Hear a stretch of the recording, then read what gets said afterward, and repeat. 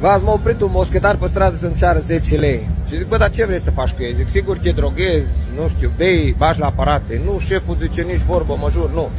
Bă, zic, dacă nu mă minți, te duc la mine acasă și îți dau 50 de lei. Și l-am dus acasă. L-am băgat în casă, direct m-a luat nevastă mea, dar ce caut cu ăsta în casă? Nu vezi cum arată, ești nebun, mă, ce-i cu tine? Cum l-aduci pe ăsta acasă? Bă, zic, femeie, am vrut doar să vezi cum arată un bărbat care nu bea, nu fumează, nu se droghează și nu joacă la aparate.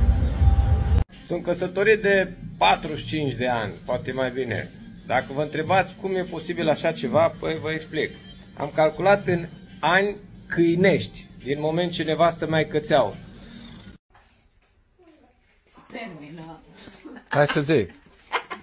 Uite, n-ai chef de o labă, fii atent. Hai să țamă și mâncați că strâng vasele. Mi-a zis nevasta că vrea să ne despărțim. Că s-a plictisit, nu mai are farmec. Acum are.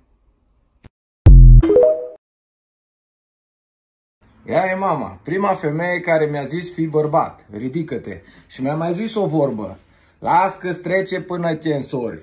Acum, după cum vedeți, sunt un pic crazy, sigur nu mi-a trecut. Important e să-ți iubești și să-ți apreciezi mama până o ai. Fii bărbat!